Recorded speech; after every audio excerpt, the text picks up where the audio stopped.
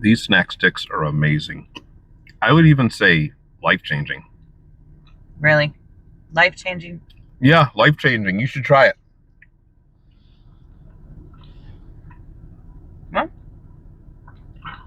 that's pretty life-changing. You heard her. It's life-changing. Get you some of that. No, we're not giving these away. I can't give them away anymore? No. Well, get you some of that anyway. So today I'm going to walk you through all the steps that I use from turning that venison into some awesome snack sticks that the whole family will enjoy. So stay tuned. All right, so we've got our meat all ground up. We've got about 11 pounds of it all ground up, and we're going to start adding all the ingredients. And what I love is PS Seasonings makes it fairly easy, and I tell you what, it's some of the best tasting snack sticks I've ever had. And what we do is we get the honey barbecue kit, honey barbecue snack stick mix, and basically just comes all the stuff, all the ingredients are right here, and then you have your cure, so you have to add that. The one thing that I don't like about it is that they don't list how to mix this stuff on the bags, which is very annoying. However, they do it on the website, but what I like to do is I actually label it here. 8 tablespoons of this mix per pound, and then the cure is 1/8 of a teaspoon per pound. So we're going to add all of our ingredients in here and then get mixing it up, and then we're going to add one more secret ingredient that I'm going to let you in on. So we're going to use about 5 cups here.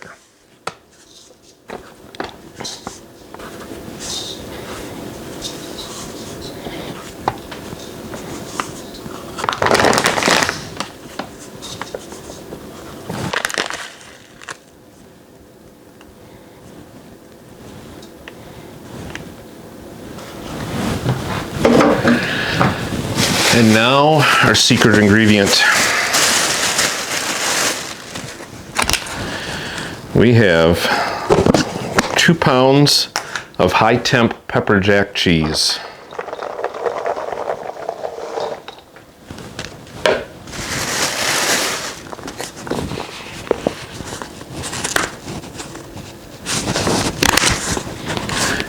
And this is different from regular pepper jack cheese. It has a much higher melting point.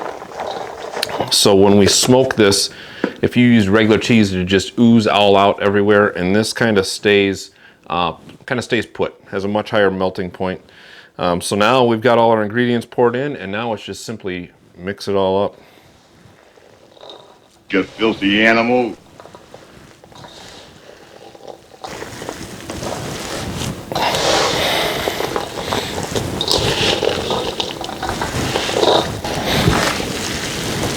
And you can start to see this change in the color of this stuff. Gets a little darker. All that seasoning is getting thoroughly mixed in, and that cure is hitting it.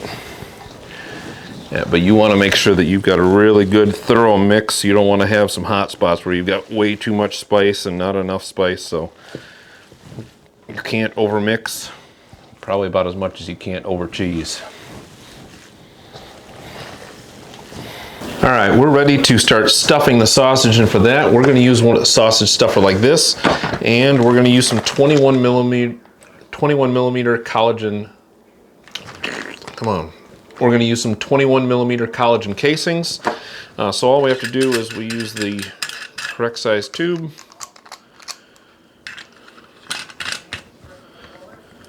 Put that on here, and then we're going to take this back side off, and we're going to fill this thing up with as much meat as we can fit in there. We'll go on to the next step. So we're going to take our tube here. We've already inserted the casings onto there. And what I do is bring this out. We're going to tie a knot in there, but we are not going to bring that knot tight just yet. It's going to allow us some air to escape out of that while we pack the meat into here. And what I like to do is I like to just make small baseball sized chunks and put that in.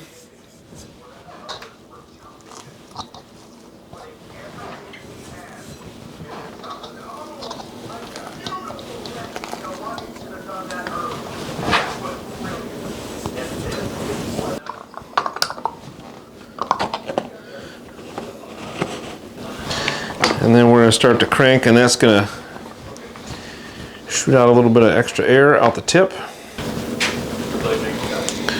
And we're starting to get sausage out the end. Got our air bubble out, and then we are going to cinch that knot tight.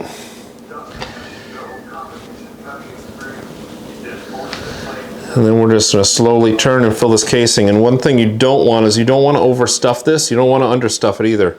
So it's a little bit of a game of keeping the right amount of pressure on, so that you don't pop a hole in these casings as well. If you can definitely overpack these guys.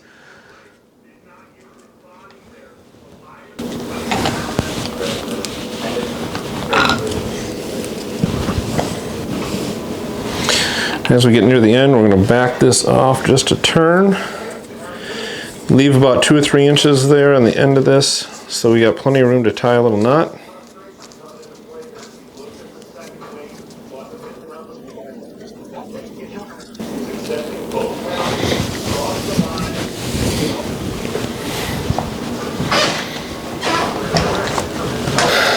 And then here we're going to thread on our next round of collagen casings. Just slide that on.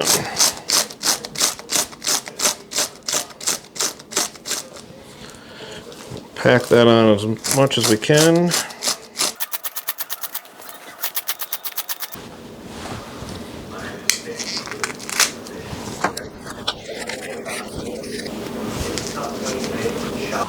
So sometimes you can get an air bubble in here. All you want to do is just take a small toothpick, poke a real small hole in the end, and then just let all that air out. And then know that that's going to be a weak point, so you don't want to overstuff there for sure.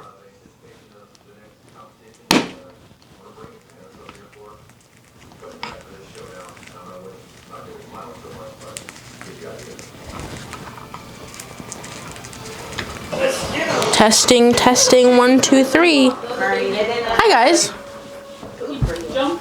I went to a craft show. I got these waffle cones with cheesecake filling on the inside. Here's a bit of ASMR.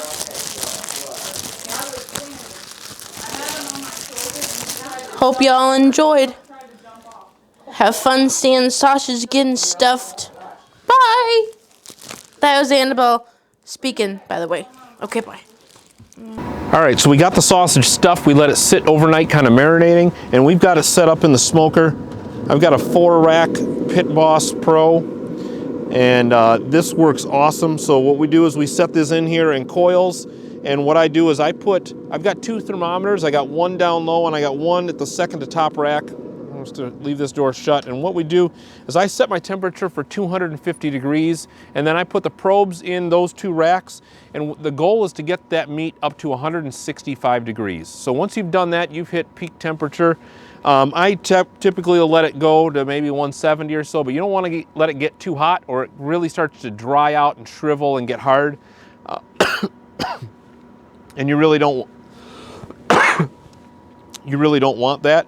So the other thing that I like to do is typically these bottom ones, because they're closer to the heat, they get hotter fast. So what I like to do is I like to keep an eye on that.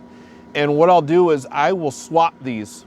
And it's a little bit more work, but I think you get a better product in the end by consistently swapping these things. So right now, our bottom rack is at 148 degrees, and our second to top rack is at 125. So I'm actually at about the point where I'm going to take these 2 and swap them around, and that's just going to help make sure they all see the same temperatures and get cooked to the same consistency.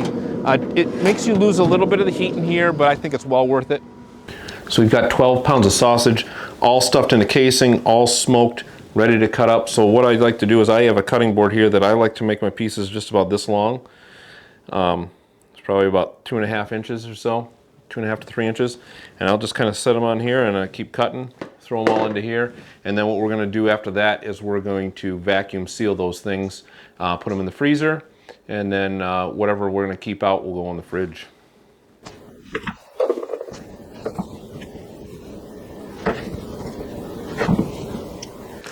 So I generally put 3 to 4 pieces per bag.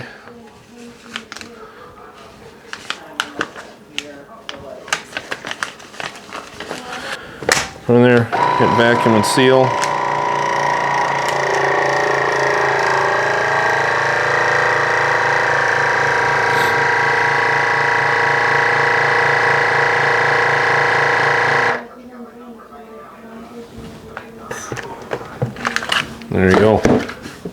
ready to go. All right, so that is it. We've got 11 pounds of sausage all stuffed, vacuum sealed and ready to go in the freezer. We've got it cut up into 3-inch sections, and then we also have bite-sized packs, which are going to be pretty sweet.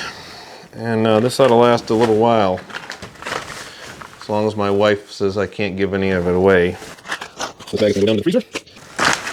That is a pretty good amount.